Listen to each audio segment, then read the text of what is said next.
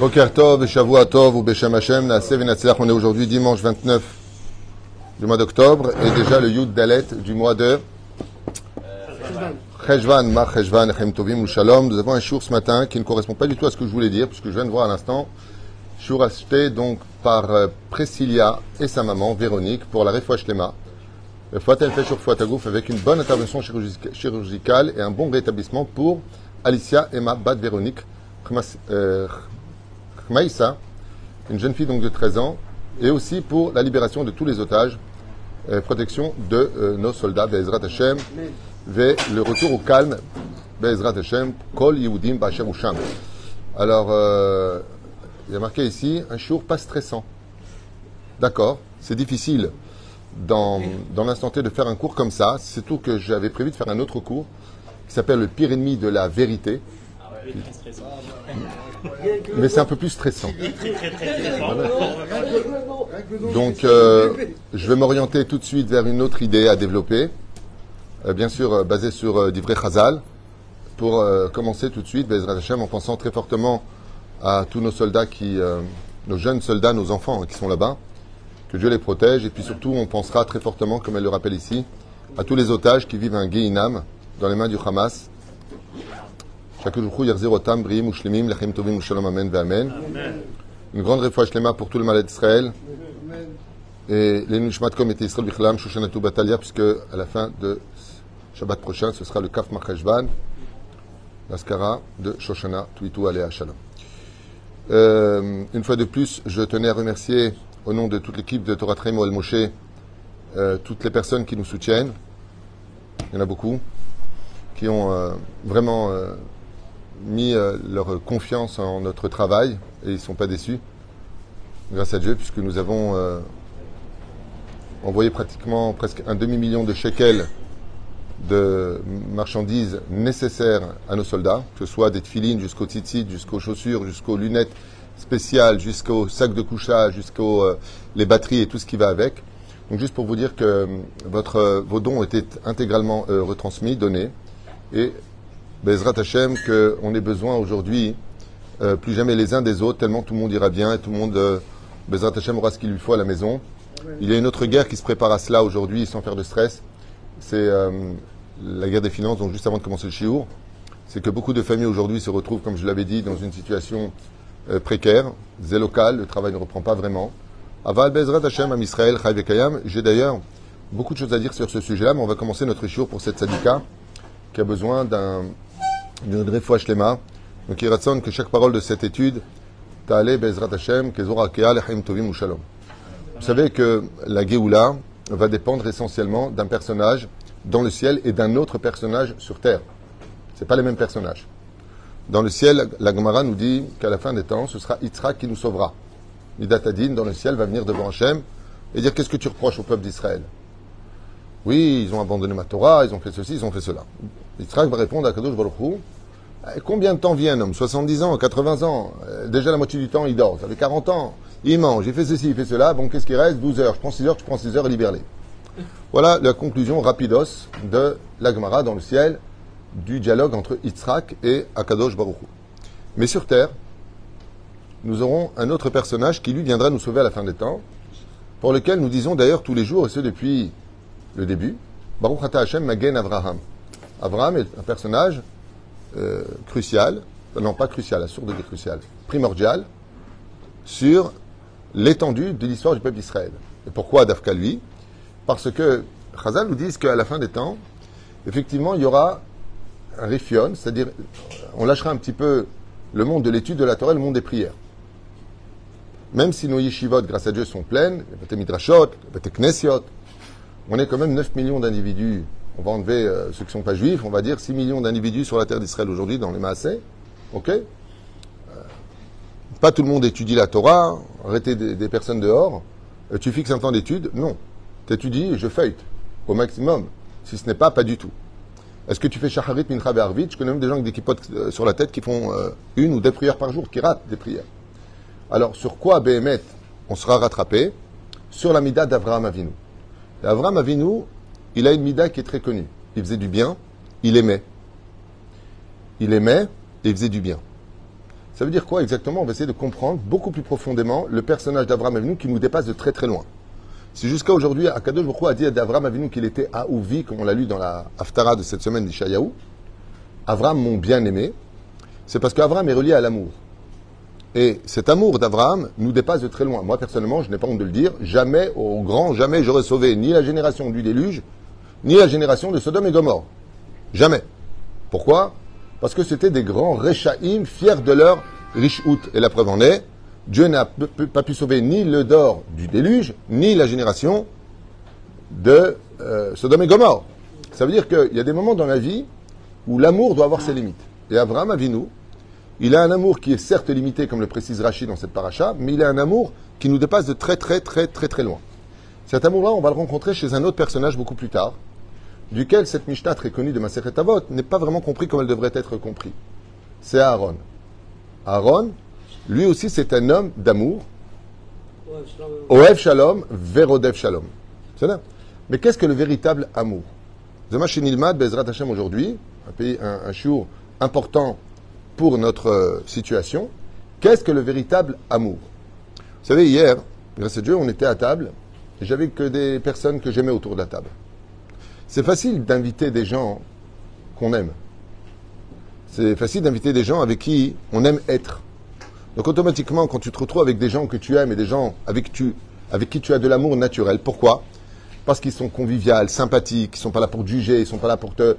quand tu parles, ils savent se taire, ils savent t'écouter, te donner d'importance. Je ne parle pas de moi, je parle de chacun de nous. Chacun a pris la parole hier plus ou moins. Et il y a eu cette osmose sympathique d'une ambiance vraiment shabbatique. Avec des chants, avec des Dvar Torah. Aya Kef. Alors d'aimer des gens quand on va à la synagogue. Ah, ma chambre, ça va, Mordechai, ça va, Yitzhak, ma Koré, ah, t'as vu, j'ai eu ça. Dis-moi, tu peux me rendre service, tu peux me prêter ta voiture. De dire qu'on s'aime, bien sûr qu'on s'aime. On va même, je dirais, si je peux me permettre d'utiliser un mot un petit peu compliqué, mais on va même remplir des vides avec l'amour. C'est-à-dire que l'amour est une thérapie. Parce qu'on ne peut pas vivre sans amour et on ne peut pas vivre sans aimer, à moins d'être un monstre. C'est-à-dire, rempli de haine. Donc l'amour, de par lui-même, il a une facette qui est un petit peu, je dirais pas hypocrite, mais naturelle. Ve'afta, les reacha kamocha, c'est qui les reacha? Chazal nous dit c'est le mal qui est chez l'autre. Donc l'amour a existé et n'a été créé que pour une chose. Par exemple, vous avez votre enfant, qui vient de vous, qui est en train de jouer au square. Il a un petit peu de nazelet, un peu de chnana, comme on dit en yiddish. Ok? Il y a un peu de sable qui se colle dessus, ça je pense sympa. Ok? Qui va se lever lui essuyer? Les parents. Et pourquoi pour eux c'est pas dégoûtant? Parce qu'ils l'aiment. Ce qui fait que d'aimer naturellement son fils ou sa fille, ce n'est pas quelque chose d'extraordinaire. On aime nos enfants parce qu'ils sont une partie de nous, parce que si je les aime pas, alors qui va les aimer? Parce que j'ai besoin de l'aimer. Mais j'ai aussi besoin qu'ils m'aiment. On pourrait même dire au niveau psychologique que d'aimer ses enfants, c'est leur apprendre à eux aussi à nous aimer. Parce que je t'aime, tu m'aimes. Parce que la vie est un miroir. Mais l'amour n'a pas été créé pour cela. Parce que sinon, on n'aurait pas eu besoin de la Torah pour ça. On a vu des gens comme une gardienne aux États-Unis qui gagnait très bien sa vie. Elle était installée. Elle s'est amourachée d'un brigand. Et elle l'a fait libérer. Elle l'a emmené elle-même dans sa voiture. Elle s'est fait arrêter 15 km plus tard pour faire maintenant autant de prison que lui et patati patata. C'est pour Machoulo Takin. Pourtant, il n'y avait pas une ordonnance de l'aimer. Mais l'amour a ses facettes et des fois l'amour rend l'homme plus qu'aveugle au point de faire des choses qu'il n'aurait jamais dû faire au nom de l'amour. Comme j'ai déjà expliqué, tous les amours interdits, comme une fille juive qui a connu un non-juif avec qui elle est partie au lit et qui plus tard fait tchouva et qui tombe amoureuse d'un Cohen, c'est le cas qui m'a été donné la semaine dernière. Mais j'ai fait tchouva, Rav Tutu, c'est un chidour extraordinaire, c'est l'homme de ma vie, c'est ceci, cela. Alors je lui dis, Nachon, mais ce mariage, je ne peux pas avoir lieu. Pourquoi? Parce que vous avez couché avec un homme. Je ne savais pas. Je dis, Nachon, tu ne savais pas, mais tu me poses la question. Alors ne m'appelle pas, fais ce que tu veux. Tu n'as qu'à mentir au Beddin, dire, voilà, il s'appelle Cohen, moi j'ai jamais rien fait. Bon, après tu verras les résultats. Mais si tu me poses la question, c'est que tu veux avoir l'opinion de la Torah, oui ou non? Alpi Torah, tu n'as pas le droit de te marier. Alors elle pose une question, il me dit, alors pourquoi ça m'est arrivé? Je dis, pour te rappeler cette erreur sur laquelle tu dois faire tchouva. Oui, pourquoi j'ai rencontré lui, si je l'aime? Je lui dis, ça, c'est pas ton zivoug. Oui, mais je l'aime. Je lui dis, dis-moi, tu peux me dire qui a divorcé dans l'intention de divorcer le jour du mariage? Quand tu te maries, c'est pour la vie. Sinon, tu rentres pas sous la roupa et pourtant, la moitié des gens divorcent. Donc, Pérouche à d'avoir que Béhémet, dans le tachlès des choses, tout amour qui n'est pas cachère est un amour qui n'est pas un amour. C'est un amour qui nous aveugle. C'est l'onachon, c'est pas une réalité de la vie. L'amour, pourquoi il nous a été donné? On va reprendre Abraham, ce personnage, et puis on va reprendre après Aaron, avec votre permission. Qui Abraham s'efforce-t-il d'aimer? Non. Il s'efforce d'aimer Lot, c'est pas marqué. Sa femme, il est là, sa sœur. S'efforce d'aimer sa femme. C'est pas difficile d'aimer sa femme. Non. Lot s'efforce de montrer de l'amour et de l'empathie pour Sodome et Gomorrhe. Et ça, par contre, c'est un amour qui doit nous surprendre. Dans la paracha de Vaïra, il va montrer de l'empathie et on a envie de lui dire, mais qu'est-ce que t'en as à faire qui crève? Merpat lecha. Dieu lui promet de libérer Lot. Pourquoi est-ce que le texte nous annonce que Dieu lui promet de libérer Lot? Parce que pour nous faire comprendre que c'est les habitants de Sodome et Gomorrhe eux-mêmes que Abraham cherche à sauver. Et non pas Lot qui est prisonnier dans cette clipa impure de Sodome et Gomorrhe. En d'autres termes, ce que nous apprend Abraham, c'est que l'amour existe pour aimer celui qui ne mérite plus d'être aimé. Prenons le cas de Aaron. Je vous demanderai de vous concentrer un petit peu, exceptionnellement, sur cette Mishnah, que tout le monde connaît, mais est-ce qu'elle est bien comprise? Ohev Shalom, traduisez. Ohev Shalom. Il aime la paix. Verodev Shalom. Il poursuit la paix. Ok. Ohev, Ohev, on change de mot. Ohev, il aime la briotte. Korvan la Torah. Et il les rapproche vers la Torah. J'ai une question, réfléchissez bien avant de me répondre. Elle n'est pas aussi simple que ça, la réponse. Ne croyez pas que vous avez la réponse qui va vous sortir facilement. Qui donc aime à Aaron dans cette Mishnah? Ceux qui sont loin de la Torah. Le voleur. Ceux qui sont loin de la Torah. Ceux qui ont Excellente réponse. Je suis fier de toi. C'est sorti comme ça. Ben, bizarrement, on vient nous apprendre que celui que Aaron aime, c'est l'enseignement du Rav Kook, des Rachagad, ben c'est tout celui qui est loin de la Torah. C'est marqué noir sur blanc. Oel et Tabriot, lesquels? Korvan la Torah, ceux qui étaient loin de la Torah. Qui aime à Aaron? Ceux qui sont très loin de la Torah. Et par amour, il les rapproche près de la Torah. Et pourquoi il les rapproche près de la Torah? Parce que la Torah, c'est l'amour par excellence. Mais quand on fait une analytique de qui aime à Aaron, ben Aaron, il aime ceux qui sont chilonim. Aaron, c'est celui qui est capable de relever le défi de la faute du veau d'or. En disant, bon, bah écoute, ils t'ont attendu, c'est vrai qu'il y avait un veau d'or, c'est vrai qu'ils étaient en train de danser avec des statues là-bas, Shabbat, Yom Tov, t'as osé. Il dit, mais c'est d'Afka eux que j'aime. Mais pourquoi tu les aimes? Parce que l'amour a été créé pour eux. L'amour n'a pas été créé parce qu'un homme rencontre une femme, I love you, tegalo, tiamo, yoraza sunshine, oh my love, non. Ou un homme, il a un enfant, il dit, je t'adore. C'est évident que tu aimes ton enfant, heureusement, parce que si tu l'aimes pas, qui va l'aimer? Il faut bien qu'il y en ait un qui vienne sortir son mouchoir pour lui souiller sa Il faut bien qu'il y en ait un qui soit là, qui va travailler du matin au soir pour lui donner ce dont il a besoin, lui préparer un avenir, entre guillemets. Mais pour qui l'amour a-t-il été créé? L'amour a été créé pour ceux qui, dans l'absolu, de façon logique, dans le domaine universel, ne méritent pas d'être aimés. Par exemple, pourquoi, je vais avancer un peu plus vite, est-ce que tu aimes nos otages qui sont dans les mains, malheureusement, du Hamas? A priori, non. Donc, tu es très honnête. Mais est-ce que tu les aimes maintenant? Au fond de toi. Encore plus. Excellente réponse. Pourquoi tu les aimes alors que tu les connais même pas? Parce que, comme c'est pas simplement de l'empathie. C'est que dans leur état, ils méritent d'être aimés.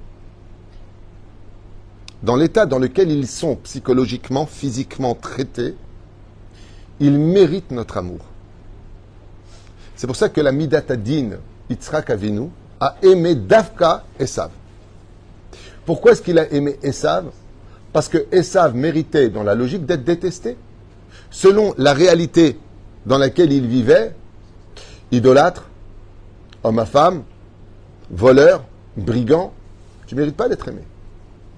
Davka, qu'est-ce que va faire Yitzhak? Il va utiliser le joker numéro 1, qu'on retrouve chez Aaron et chez Abraham. C'est celui qui est capable d'aimer celui qui, dans la logique, n'a pas besoin d'être aimé. Et c'est pour cela qu'il n'y a pas, comme je vous l'ai dit tout à l'heure, un autre personnage qui peut plus intervenir aujourd'hui qu'Avraham Avinu. Pourquoi? Parce que l'étude de la Torah, à part les yeshivot qui vont étudier du matin au soir et encore, qui va vraiment étudier assidu vraiment à l'étude? Il faut tenir moralement, psychologiquement. C'est pas évident d'être pieux. De prier toute la journée, c'est pas évident d'avoir le moral de prier. Combien de fois des gens m'ont dit je prie, ça sert à rien, je suis pas exaucé. Alors qu'est-ce qui nous reste comme personnage? Deux choses. Est-ce que tu peux faire du bien? Est-ce que tu es capable d'aimer? Ça par contre, c'est marqué dans la Torah Avamon Goïm. Avraham est capable d'être le père de toutes les nations du monde. Parce que cette mida-là, d'être capable de s'entraider, de tous s'aimer, c'est quelque chose qui peut être à la portée de tout humain, mais particulièrement à la portée d'Am Israël. Et c'est pour ça qu'à la fin des temps, nous serons tous menés à nous investir les uns pour les autres dans l'amour et l'empathie, et de nous soutenir financièrement avec le domaine de la tzedaka, comme on le vit de façon intense aujourd'hui. Ces deux midot-là, Chazal nous disent qu'à la fin des temps, bien, il y a 300 ans que ce texte a été écrit, qu'à la fin des temps, c'est la mida d'Avraham qui sera sur terre. Pour les Juifs, je parle. Après, les autres font ce qu'ils veulent. Pour Am Israël, laquelle? Celle de l'amour chinam, qui viendra réparer pour la Géoula, et celle du don du sang. Le sang? Alors, est-ce qu'on parle de faire don de sang? Le sang, en hébreu, se dit damim, qui veut dire l'argent. Mais à la fin des temps, Yerushalayim bitzdaka tipadé. C'est par le biais de la tzedaka, de l'amour du prochain, que nous allons tous intervenir. Il y a quelqu'un qui a de grands moyens, ce qui paraît, je sais pas, ce qu'on m'a dit. Et il a acheté un gilet pare-balles pour quelqu'un de sa famille en Israël. Alors, une personne m'appelle et me dit, voilà, on va faire don de gilet pare-balles. Je lui dis d'abord, c'est une grave erreur de faire ce genre de choses, très grave erreur, parce qu'il faut qu'il corresponde à des mesures précises, à un poids précis, et pas comme l'autre qui a été arrêté, un mec de Natania qui a été arrêté, qui a fait venir des milliers de gilets pare-balles avec de la porcelaine dedans complètement falsifiée. Il y a des... Hein?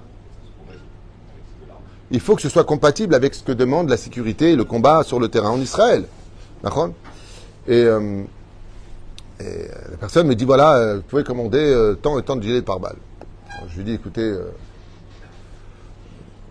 envoyez, après on achète. Moi, j'aime pas, quand je parle avec quelqu'un, c'est pas pour lui dire, c'est annulé, quoi. Je veux dire. Il me rappelle, non, pas du tout, c'est pour un gilet pare-balles, pour quelqu'un, un membre de sa famille. C'est bien, on ne peut pas sauver le monde, mais il y a un problème. Si tu as les moyens, si tu as les moyens, il ne faut pas vivre dans l'illusion. Mais si vraiment tu as les moyens, pense à tout le monde. Si vraiment tu veux aider. Et à la fin des temps, ce sera relié à cela. C'est pour ça qu'on a tous des WhatsApp qui, toute la journée, priez pour un tel, priez pour un tel, priez pour... Mais je ne connais pas.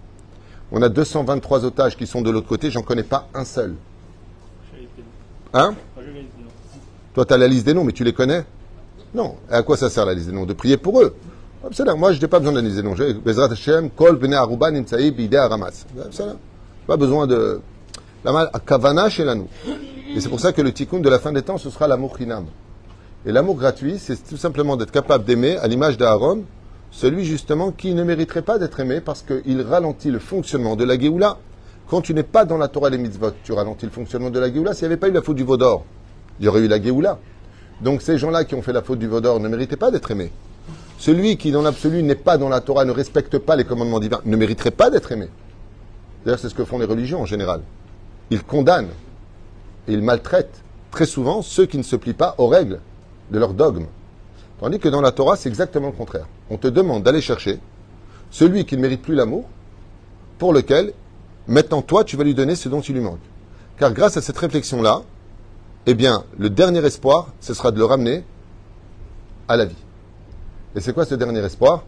C'est que la raison principale pour laquelle les hommes et les femmes deviennent mauvais, c'est parce qu'ils ont souvent manqué d'amour, ou pire encore, eu trop d'amour.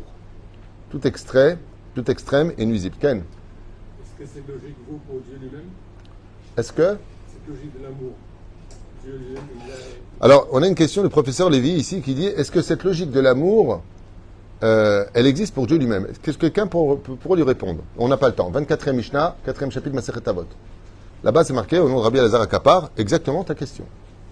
Qui est le témoin quand une personne décède? Qui vient sauver la personne du Gehinam? Qui juge? Qui est celui qui le défend? Qui est celui qui l'empêche de descendre? Qui est celui qui va le descendre? Qui? On n'a pas le temps, c'est Dieu.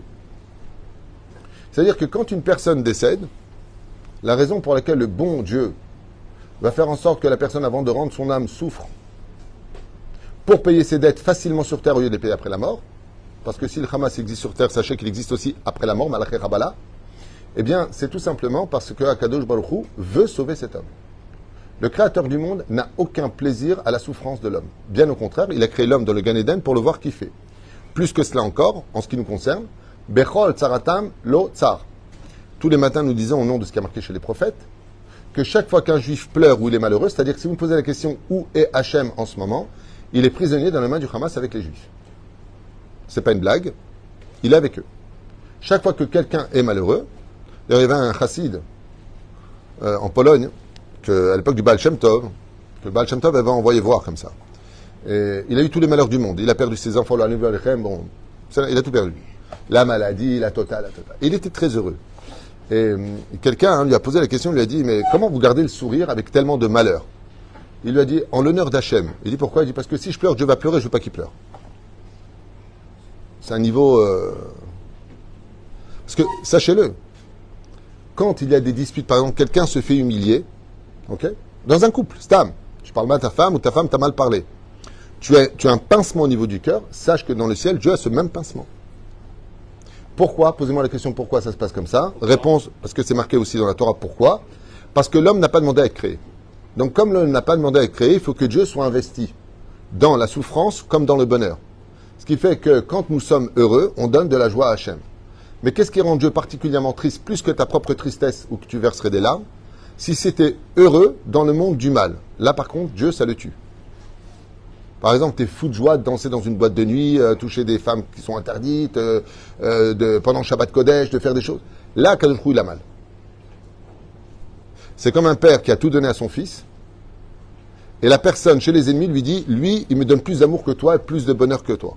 Ça, Kadosh Baruch Hu, c'est koevlo. Bemet koevlo. C'est pour ça que la teshuva réelle dans ce monde doit être reliée au même niveau de joie que tu as mis dans le mal pour le mettre dans le bien. Ça fait vraiment mal à Hachem. C'est comme des parents qui disent à l'enfant, ok, t'es pas avec nous heureux, je comprends, mais pourquoi t'es heureux avec lui? Lui, il t'a rien donné, nous, on t'a tout donné. Zekoev.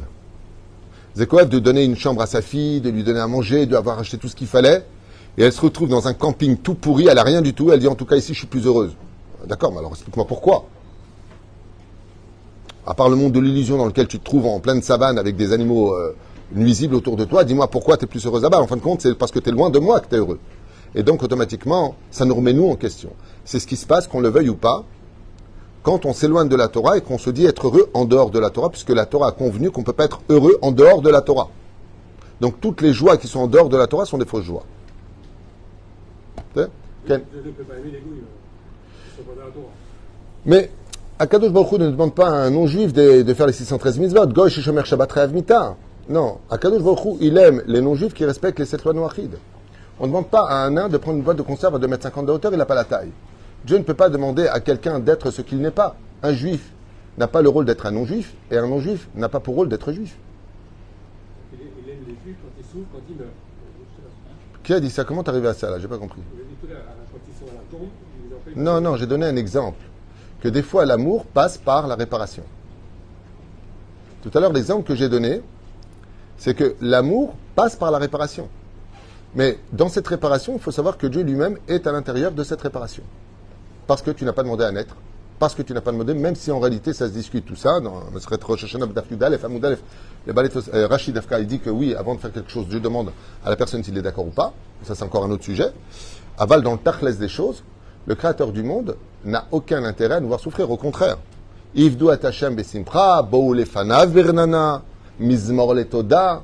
Dieu, quand est-ce qu'il est heureux? Je vous pose la question. Qui a créé le cœur? Dieu. Qui a créé la notion de parent? Dieu. Qui est un père? Dieu. Est-ce que vous êtes heureux quand vos enfants y souffrent? Vous avez la misère du Bikur Cholim, d'aller voir votre enfant à l'hôpital. Vous êtes heureux? Allez chérie, Baruch Hashem, Mizvat Bikur Cholim, Leshem Yahoud Kutcha Berechu, Areni Baleka Mizvat Bikur Cholim de mon enfant qui est en train de... non, personne n'est heureux, mais vous allez le faire. D'accord? Et ton enfant maintenant, il veut sortir de l'hôpital.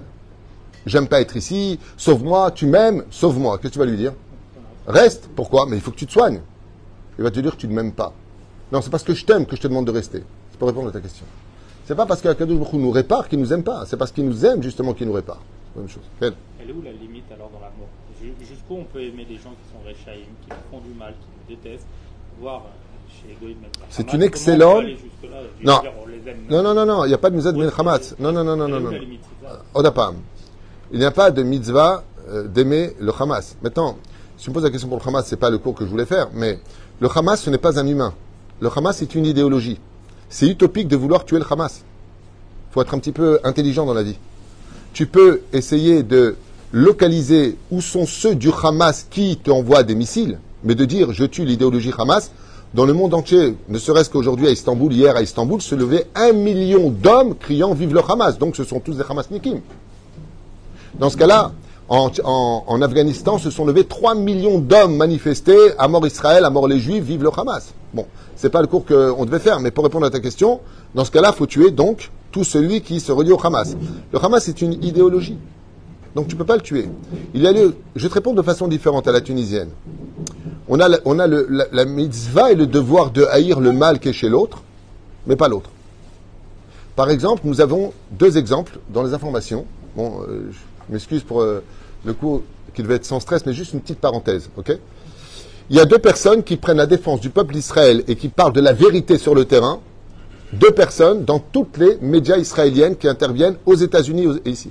C'est le fils de celui qui a créé le Hamas et le capitaine du Hamas, qui s'est sauvé du Hamas. C'est les 2 aujourd'hui qui viennent témoigner que seul le peuple d'Israël est là pour les Palestiniens, que le Hamas n'a rien à faire des Palestiniens, que eux-mêmes ont massacré par centaines et des milliers de Palestiniens. Eux-mêmes viennent le dire. Ils sont dans tous les réseaux sociaux, bien entendu, tous les réseaux sociaux de ceux qui veulent les écouter. C'est-à-dire. Donc moi je te pose la question.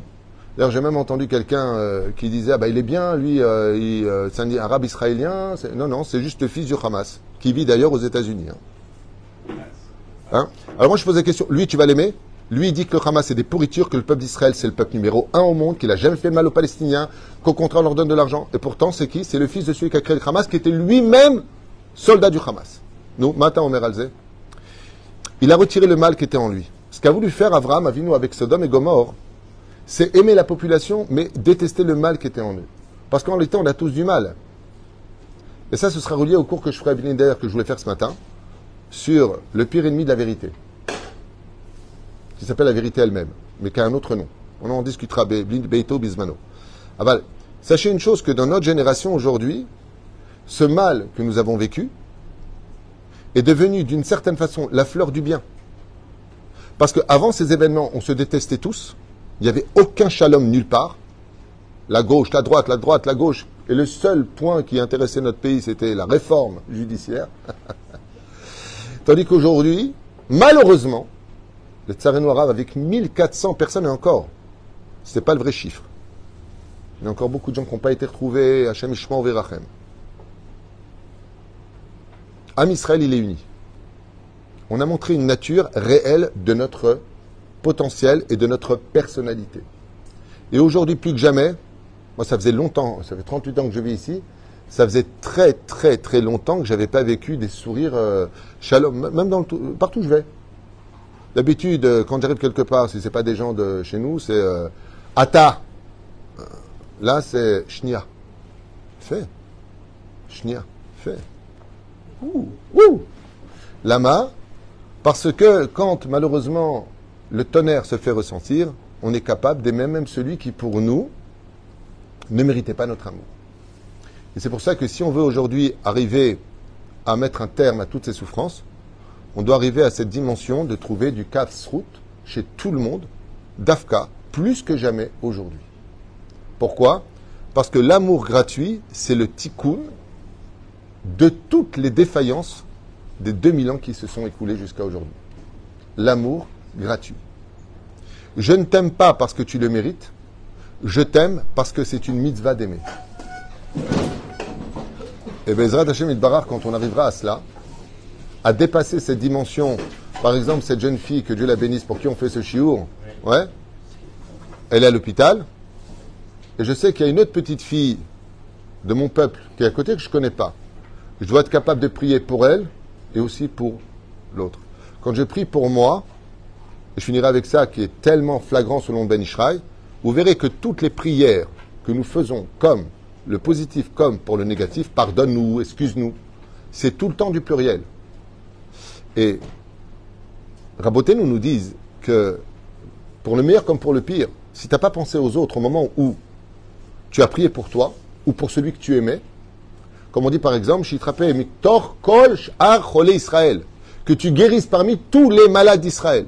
Pourquoi tu dis parmi tous les malades d'Israël? Est-ce que c'est vraiment utile de le dire?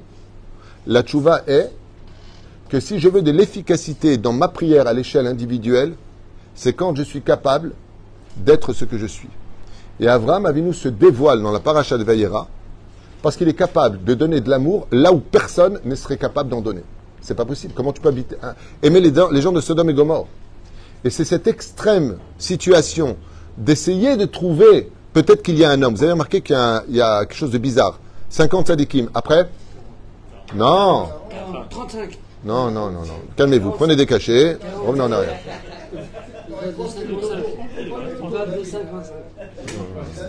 C'est une catastrophe. On se calme. Regarde. Ouais, prenez un joint. Chazvé shalom. Hein, comment Abraham il demande combien de tzadikim? Il y a 5 villes, 10. Ensuite, c'est quoi le chiffre? 45. Pourquoi 45? Bizarre 45. Après, c'est 40, 30, 20, 10. Le mot 45, c'est Gematria Adam. Est-ce que parmi eux se trouve un homme? Un homme qui se comporte comme un homme. Gematria Adam. Même s'il y a d'autres explications par rapport au fait qu'on va diviser par les 5 villes le nombre de personnes qui vont étudier la Torah dans le Tachlès des choses. Ah voilà. Est-ce qu'il y a encore un homme en toi ou est-ce qu'il y a cet animal? Je vous donne un exemple. Aman Aracha. Ok? Il était mauvais. Qu'est-ce qui est sorti de lui comme enfant? Tous les juges qui vont juger les enfants d'Israël, Bishkat Agazit au Beth Amikdash. C'est un truc de fou. Des descendants de Haman vont descendre ceux qui vont guider le peuple d'Israël plus tard. C'est possible. Des descendants d'Haman. Akadosh Baruch Hu nous demande dans la situation dans laquelle on est, ce qu'il y a de très très difficile.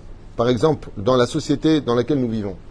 On va parler de ce monstre qu'on appelle le PN, manipulateur pervers narcissique. C'est impossible d'aimer des gens comme ça. On peut leur souhaiter que la mort. Mais en réalité, c'est une maladie dans laquelle, si vous étiez vous-même atteint de ce virus, vous seriez vous-même des monstres dans votre comportement. Et à la fin des temps, on voit qu'il y en a de plus en plus. Il y a de plus en plus de gens mauvais. Il y a énormément d'enfants qui ne parlent plus à leurs parents, les parents qui ne parlent plus aux enfants, des guerres qui interviennent. Et on a envie carrément d'en arriver à dire, pour moi, tu es mort. La fin des temps, Akadosh Baruch Hu nous enverra tellement d'épreuves dans ce domaine pour éveiller et réveiller chez nous.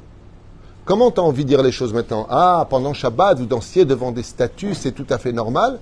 Ou de dire, regarde ce que eux ont fait alors que c'était des jeunes qui n'ont pas eu d'éducation de Torah, qui n'ont pas été éduqués dans ce domaine, qui n'ont pas... Place-toi. Moi, je sais une seule chose. Qu'ils aient des tatouages, qu'ils aient dansé ou pas dansé, je sais qu'il y a mes frères et mes sœurs juives là-bas, dans les mains, de gens qui leur font du mal. C'est tout ce qui m'intéresse. Les jugements, je les laisse pour Dieu. Le reste ne m'intéresse pas. Vous savez pourquoi? Parce que c'est cet amour et cette inquiétude que j'ai pour eux, de prier pour eux, de rappeler leurs souvenirs, de rappeler leur existence, qu'ils sont parmi nous, ils font partie de nous, qui pourront être le miracle qui les sortira de là-bas. Comme tous nos soldats. Je vous pose une question un peu bête. Hein.